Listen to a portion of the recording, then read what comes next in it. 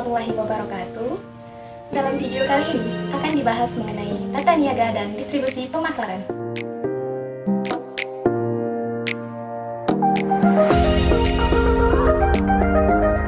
Tata niaga merupakan kegiatan yang bersifat produktif karena dapat menambah nilai guna dari suatu barang, yaitu kegunaan tempat, waktu, bentuk, dan pemikiran.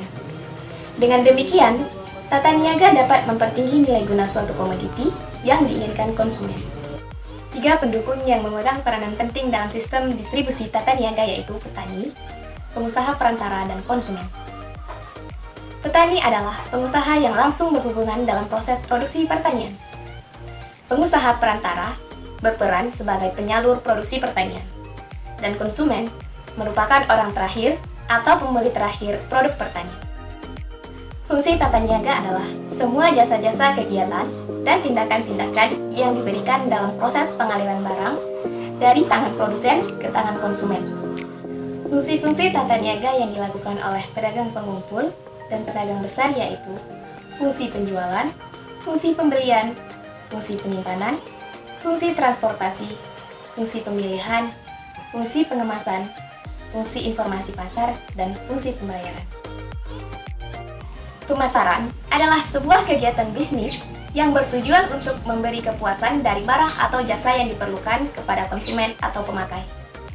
Pemasaran pertanian mencakup perpindahan barang atau jasa mulai dari subsistem pengadaan dan penyaluran input pertanian, produksi hasil pertanian, agroindustri, pedagang pengumpul, pengecer, dan lembaga-lembaga perantara lainnya.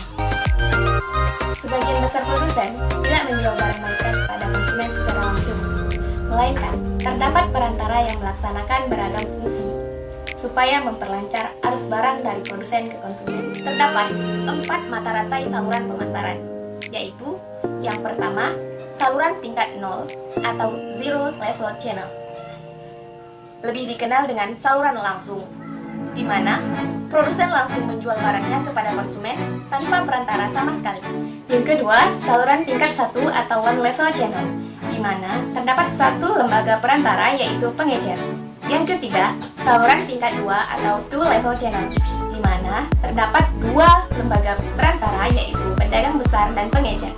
Dan yang keempat adalah saluran tingkat banyak atau Multi Level Channel. Saluran ini juga disebut sebagai multi-level marketing, di mana banyak perantara yang terlibat. Biasanya, di antara pedagang besar dan pengecer, terdapat pedagang pengumpul yang terstruktur, di mana setiap perantara membawahi perantara lainnya. Menurut Ilahuddin, margin pemasaran adalah istilah yang digunakan untuk menyatakan perbedaan harga yang dibayar kepada penjual pertama dan harga yang dibayar oleh pembeli akhir. Biaya pemasaran akan semakin tinggi jika banyak pemasaran yang dilakukan lembaga pemasaran terhadap suatu produk sebelum sampai ke konsumen akhir.